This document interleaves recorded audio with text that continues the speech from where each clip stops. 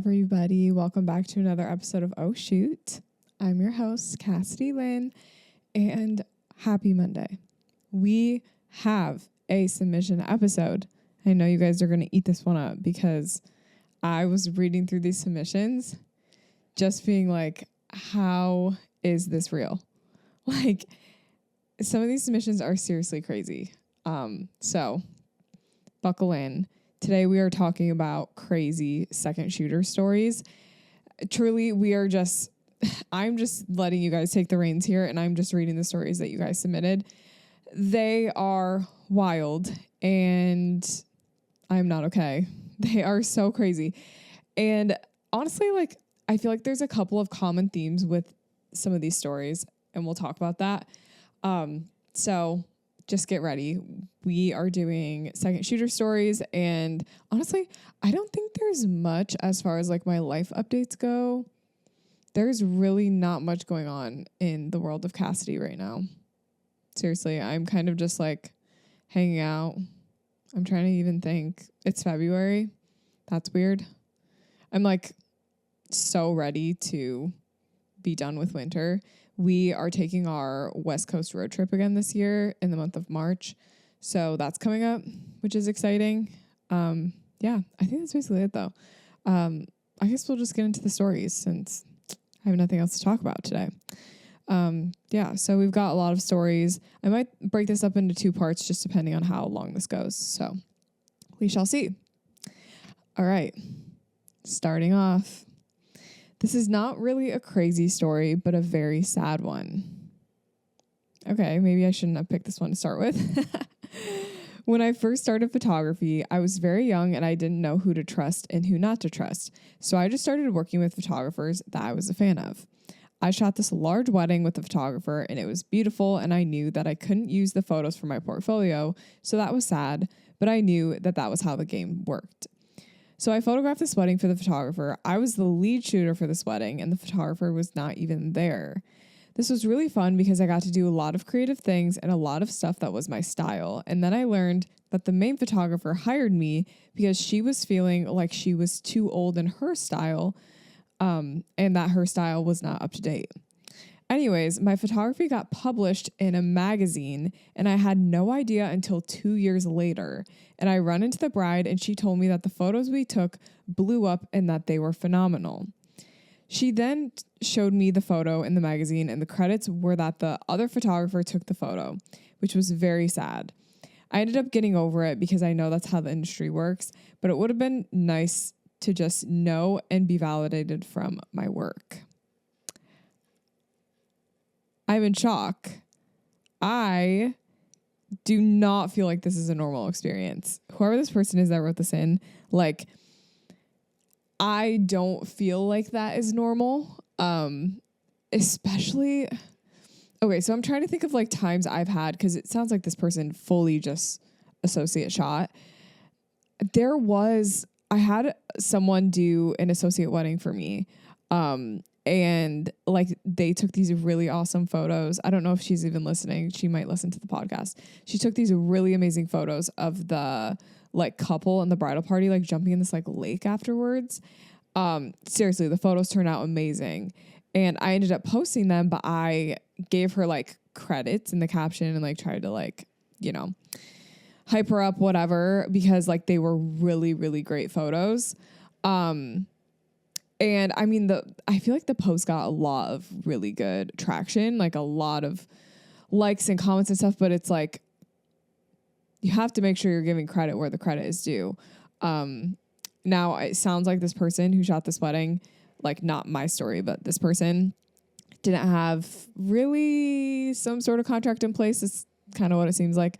Also, if you guys hear construction in the background, just please ignore that. Apparently the whole world is under construction outside of my window. So that's great. Anyways, yeah, I don't feel like that's normal. And next time, now sign a contract, make sure, things are in the contract that say that you have to be given credit if sent to publications. That's what I think is crazy about this is that photographer, I'm pretty sure had to submit those photos to a publication. So that is slimy. That's how that feels. Okay. Moving on. I don't know if I made the right decision as a second shooter, so let me explain. I was booked to do hair for a wedding. I showed up early in the morning and I do the hair, and as I'm getting ready to leave, the bride comes up to me and asks if I do photography. Well, of course, photography was actually my full-time job and hair was just a side gig. So, of course, I tell her yes. She tells me that the photographer she flew in from Mexico, remind you, this is a Maine wedding, had her second shooter cancel on her and she needed someone to cover for her. I said yes, but that I was only free for the ceremony. I go home, grab my camera, and go back to shoot the ceremony as a second shooter. I chatted up with the lead photographer. She's really nice, but the second shooter that canceled on her didn't refund any of the lead shooter's money, so that's why she was only able to book me for the ceremony. I shoot the ceremony as I thought a second shooter should, and there was a really cute moment where the brother of the bride was carrying his grandma into the ceremony because there was no pavement and she couldn't walk well. I snapped those photos along with other candidates of the family throughout the ceremony. Fast forward to a month after the wedding, the bride contacts me asking if I had any extra photos from the ceremony. Turns out the main photographer barely delivered any photos of the ceremony and the bride was heartbroken. I ended up editing the photos that I had. I sent them to her behind the lead shooter's back. The bride was so grateful because it turns out the lead shooter didn't include any of my images in the final gallery. That's wild.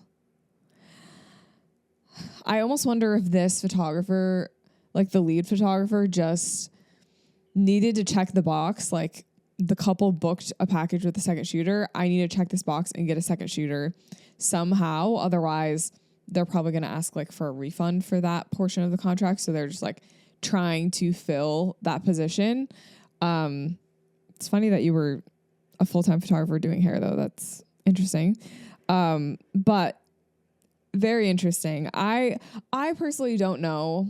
And that's something that I feel like there's another story somewhere in here about like delivering the photos behind the lead photographer's back. There was one story I just read that actually I didn't put in the ones that I'm going to read, but essentially, they like sent the second shooter sent photos of like one specific couple that was on the dance floor, like sent those photos individually to that couple before the lead photographer was able to get the photos done. And so like the second shooter's photos were sent to this random couple, and then the random couple like posted those photos, and like tagged the second photographer. So it's like, it's very tricky. And this is why I always think you need to have a contract in place, because I don't know. I think there's a lot of, different rules that lead photographers have for second shooters that I don't always think is the best.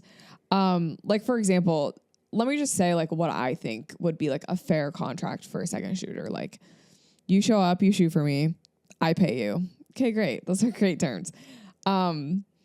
You can use the images however you want. Just don't tag the couple or the vendors or anything like that.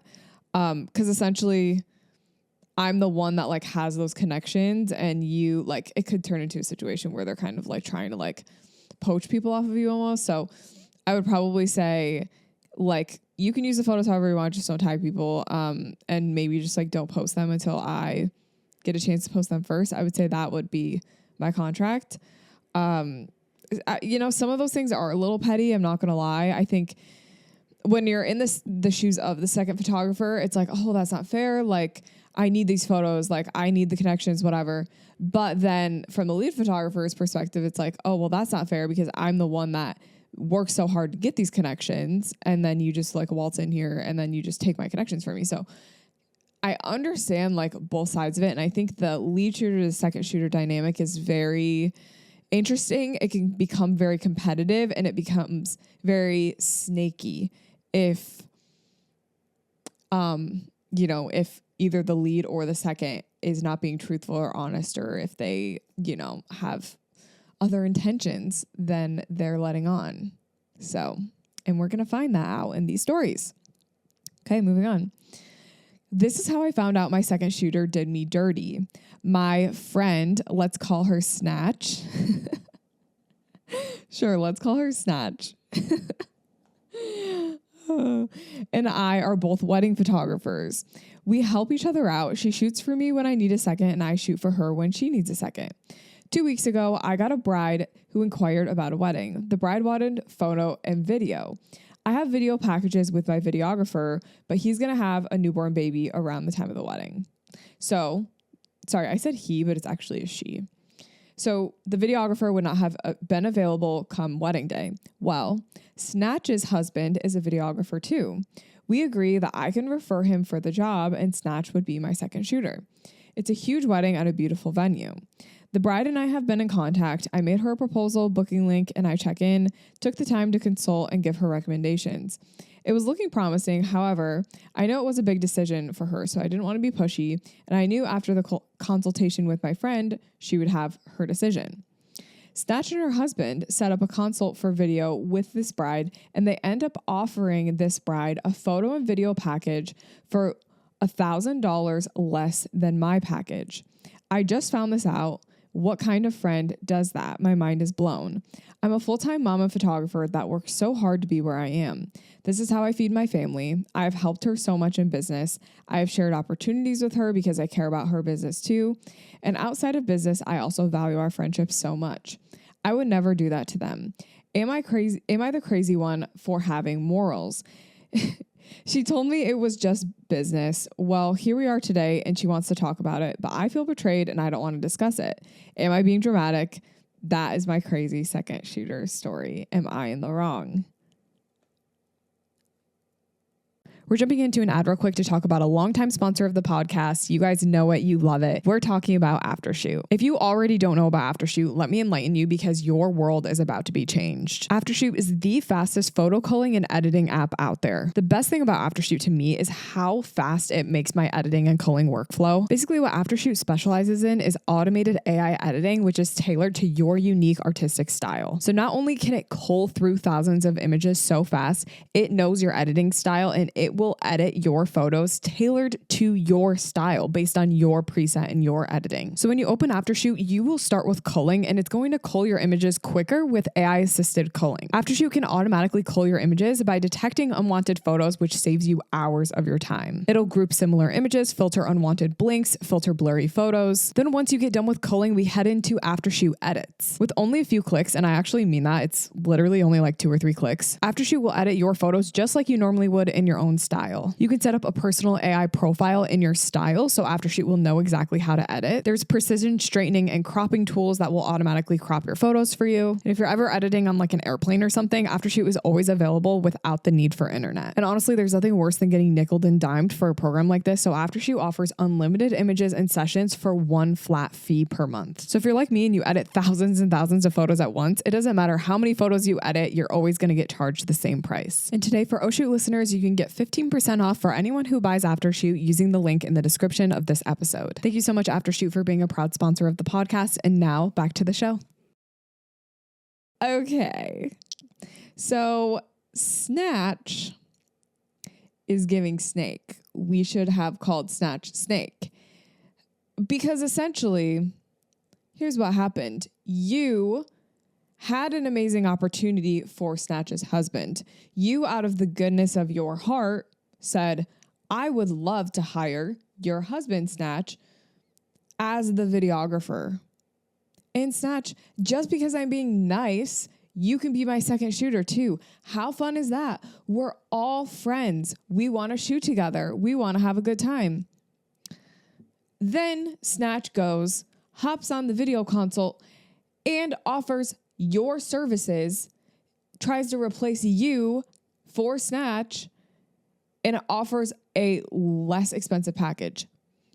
Snatch knew exactly what she was doing. Snatch does not care about your business. Snatch cares about her business, and maybe there's a little bit of insecurity there. Maybe Snatch really wants to build this photo video thing with her husband, but the opportunity to do that is not in the opportunity to also trample over your friend who is literally just helping you out. No, I don't think you're being dramatic. Yes, I do think you need to talk about it. I think you need to say your piece. And set snatch straight, because if this person really was your friend and you've been friends for a while, like, you don't want your friendship to end like this. I think, honestly, personally, I'd rather have the closure of just knowing, okay, we had a conversation. Maybe we don't see eye to eye, maybe whatever, but like, we had the conversation. I said what I needed to say, because right now, like, you're not even like saying what you need to say. You need to go to snatch and say, this was not okay, what you did to me. Don't do this to other people in the future. Like, and because you did this, either I don't want to be your friend anymore, whatever you want it to be. I don't want to be your friend anymore, or I have a intense lack of trust with you right now, and it's going to take a really long time to rebuild that. Like, you have to be honest when you're going to snatch, because snatch did you dirty. Let's not forget who is in the wrong. I don't think you're in the wrong either for not wanting to talk about it. Like, you were completely blindsided. Snatch did not respect you as a business owner or a friend. Point blank, period. You did nothing wrong. Okay? I do not tolerate this. I will not let you think that you were in the wrong. No. I would tell you if you were in the wrong. I would be like, sister, we need to rethink that. But no, I really don't think you need to rethink anything. Seriously. And honestly, if they book that client and like completely exclude you from that, like, that client was not meant to be yours in the first place. Like, if all they care about is the budget of it all, let them go be with the low budget. Let them go. Okay, moving on. A few weddings before, wait, no, that does not make any sense. I'm sorry. A few days before a wedding, I was asked last minute to second shoot for a well-known high-end photographer in my area.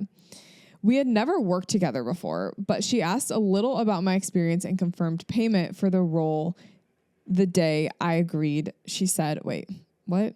And confirmed payment for the role the day I agreed. She said she would send over payment that day, and I agreed to second shoot, even though she never actually sent the payment.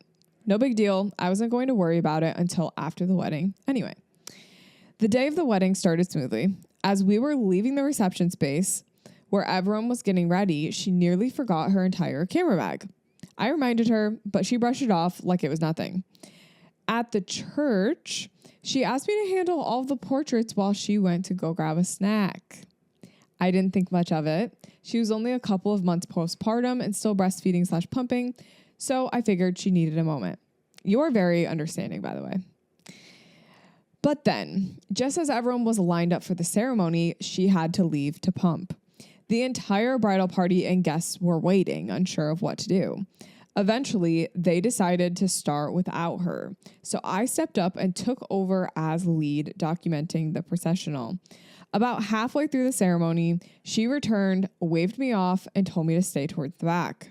Without a thanks or anything.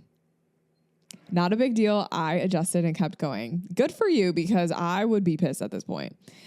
After the ceremony, we had a logistical issue. Both of us had driven separately to the church, but she wanted me to ride on the party bus with the wedding party to the reception. When I asked how I was going to get back to my car, she casually suggested I let a guest drive it for me. That was an immediate no for me. And she seemed offended by the fact that I didn't want a complete stranger driving my car. Then she said, well, you could always Uber. It's not that expensive. Mind you, we were in a small town and the church was about 25 minutes away from the reception venue. Eventually, she arranged for the bride's brother's partner to drive me back to the venue. It was super awkward, but at least I got to my car. After the wedding, I reached out about my payment since she'd never sent it. She ignored my messages. It took 2 weeks and multiple follow-ups before she finally paid me without any acknowledgement. Just a like on my last message. Needless to say, I won't be working with her again. The audacity. I'm fuming. Sometimes when I record these episodes, I am either like kind of neutral. I'm just like, oh, that sucks. I either like am in this mood of like everything's funny, or I'm in this mood of like everything pisses me off. And right now, everything's pissing me off. And right now, this story was pushed me over the edge because it just kept getting worse and worse. And I totally want to preface this by saying, I understand if you are a freshly postpartum mom, you need to pump, whatever, you're still recovering. I get that. Sometimes you can't like line things up perfectly with the schedule of when you have your baby versus when you have weddings. Totally get that. I've literally shot with people, helped people out who have needed to stop to pump. I totally understand that. There is a time and place, and you can feel the good gaps to pump. During family photos, I don't fully believe it is the second shooter's job to do family photos. I actually think that if anything, your second shooter should get a break during that time because they're not the lead. Family photos are typically just the lead's job. Even the videographer doesn't get family photos. So it's like, so I don't know about that one. Wait, actually, I think they ended up saying, they said that they needed a snack. Okay. A snack. Don't we all need a snack every once in a while? And then pumping right as the ceremony's starting. I understand that break before the ceremony is a great time to do something like that. Like right when you show up at the ceremony as guests are arriving, whatever, that is the perfect time to go pump. If people are lining up and that's when you decide to go pump, that is a different story because literally the ceremony's about to start. Like that is not a good time. And I think, honestly, I don't know what this photographer would have done without the second shooter to help them, truly. And like, I don't think it's the second shooter's job to be like getting all that, like literally getting the bride walking down the aisle. Like, and then the car, let's talk about the car. Never are we forcing people to go on a party bus when logistically it doesn't make sense. This is very common where, you know, people want you on the party bus, but clients need to understand that like you have a car and like you have to get your car where it needs to be so that you can leave. Cause essentially what this photographer is doing is they're kind of screwing you over. They're saying, get the photos for me. I don't care how you get back to your car. That's not my problem. Like it actually is your problem because you're the one that's making me go on this bus. Why don't you go on the bus then? Huh? You go on the bus and you get the bride's brother's parent to drive you back to your car. How would you like that? I'm fuming. I need to move on. I can't. Like literally, I would never get in the bride's brother's parents' car. No. I simply would not. Sorry, the bride's brother's partner. Still, same vibes. Okay, here we go. Moving on. I was second shooting for a dear friend of mine at a wedding. We did getting ready pics, and then we took the wedding dress to hang on a beautiful barn to do photos of just the dress. We hung up the hanger of the dress on a nail at the top of a doorway and backed up to take photos. This barn was 2 stories high, and as soon as we had backed up, someone opened the window right above the doorway where the dress was hanging and dumped an entire pot of coffee out the window. It missed the dress by nearly inches, and the main photographer and I just stood there in a state of shock. She yelled up to the person in the window that we were down there. We took one more photo of the dress, and then we were out of there. A pot of coffee on the dress. Simply imagine with me. Let's just entertain this idea of somebody dumping an entire pot of coffee on the wedding dress. Now, is that better than like pasta sauce? Sure. Is it still bad? Yeah. If this happened to me, let's say this wedding dress is covered, half of it's covered in a pot of coffee. What I'm doing is I'm going up there. First of all, I'm going to the person that opened that window and I'm saying, you stupid idiot, why the heck did you open that window and dump an entire pot of coffee out there? Like what? Second of all, the person that did that, I'd say, make me another pot of coffee because I'm about to coffee dye this dress right now. And I'm about to turn this perfectly white dress into a cream vintage dress with this pot of coffee in an hour. because literally that is your only option. Unless you have 5,000 Tide to go pens, or unless you have a washing machine nearby or a gigantic sink where you can scrub all this coffee off. Not happening. I feel like coffee is the stain that never goes away. So you might as well embrace it and just coffee stain that entire dress. Oh my gosh. Anyway, close call. I'm so glad the dress is okay. I simply cannot imagine that happening to me. The way that like that is just like a scene from a movie. And I feel like a lot of these stories, it's like, how in the world did that actually happen in real life? I cannot imagine. Speaking of a scene from a movie, can I tell you guys a quick little story real quick? And then we'll do one more story and then we'll go to part 2. Okay, I don't know how much I want to disclose. I think I'm just going to say it. Basically, my neighbors had their house listed for sale. And me, of course, being like, oh my gosh, I want to see inside the house. Go to the open house, right? They have this open house. Anyway, I am walking down the front steps of my house. And it's snowy, it's icy in Michigan. It is prime open house time. It's about 45 minutes before the open house ends. There are about 10 people entering the house, okay? And our houses are close, okay? It's not like the house is super far away. The house is right by us, okay? Like right there. And I'm walking down our stairs so that I can go into the neighbor's house to look at the open house. So already it's giving snoopy, nosy neighbor. Okay. And I'm trying not to give that. So I'm walking down my steps. I get to the bottom step. There's 10 people walking into this house. I absolutely eat it at the bottom of the steps. There's ice. I slip. My feet come completely out from under me and I go flat on the ground. My earrings fall out and I'm utterly embarrassed. Truly could not be anything worse because I'm on my way to my neighbor's house to go snoop on their house. And I slip at the bottom and all of these 10 people turn to look at me. And then this one guy was like, are you okay? But he was like so far away and like obviously he was not going to help me. So I was like, yeah, I'm fine. And then I thought it would be funny to make a joke about how I'm a neighbor and how like I just slipped on my own stairs. And so I said something like, oh, it's my own house. Haha, I'm the neighbor. I need to salt my stairs better. LOL. Like, I'm just trying to make the situation better. No one laughs. No one's laughing at me. It's horrible. So I go in the house. I follow after everyone, go through the whole house. All the people that are in the house saw me wipe out. I keep seeing these people. I see the guy that said, are you okay?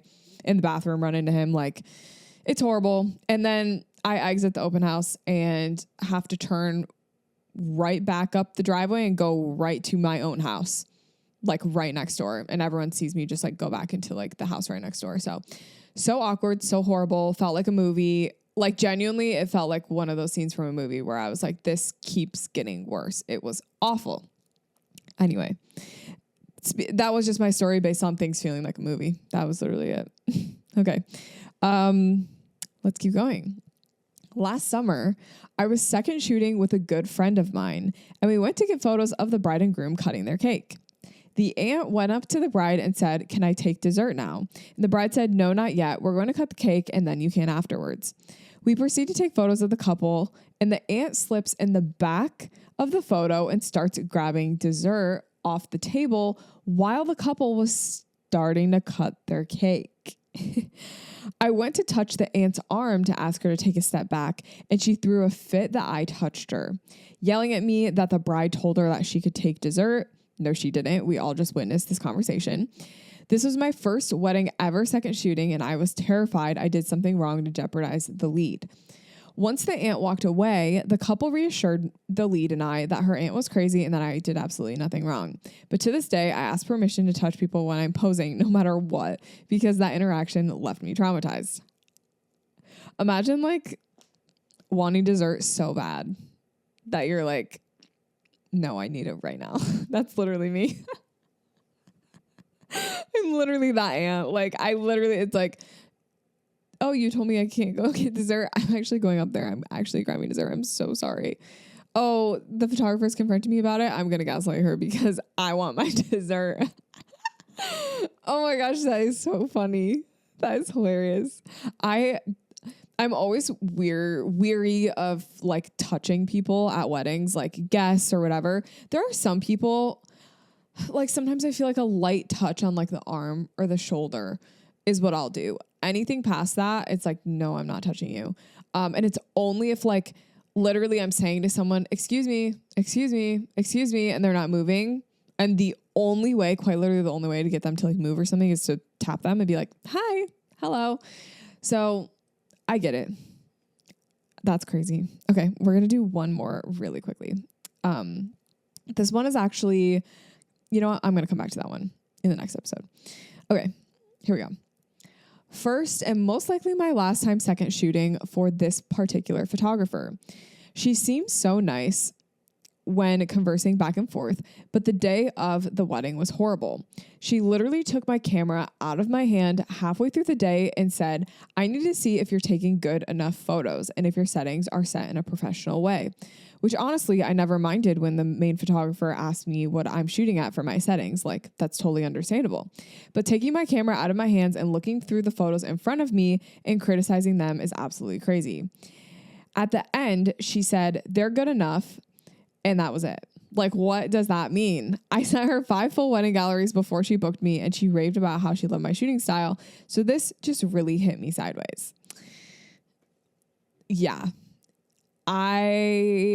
It's the criticizing in front of you that I'm like, no, that's not great. I mean, I've only second shot like literally 3 times, but in one of the times I second shot, I did have I think it was the main lead, like the main photographer just like asked to see my camera and like look through the photos. It was mainly like, oh my gosh, like the photos turned out so good. And she was like, oh my gosh, can I see? And then I like gave her my camera and she was like looking through them. But yeah. And you know, it's funny because I do this to Charlie, but not in like a criticizing way. Like he'll be like, oh, like we did such good getting ready photos. I'll be like, oh, can I see? And like we'll switch cameras and we'll look through each other's photos. And then I'll be like, you know what? Next time, could you like try to do maybe this pose too or whatever? And like, whatever. That's literally it. Most of the time I'll just be like, wow, those look so good. And that's it. But if it's your first time working with someone, I understand wanting to make sure they're doing good in the moment, but there's definitely a way to go about it that is kosher and nice and professional. And I don't think snatching your camera out of your hand is necessarily the move. Okay. We're going to move on to part 2. So head on over there. We're going to continue second shooter stories. We're all going to be traumatized together. So I will see you over there, and thanks for listening.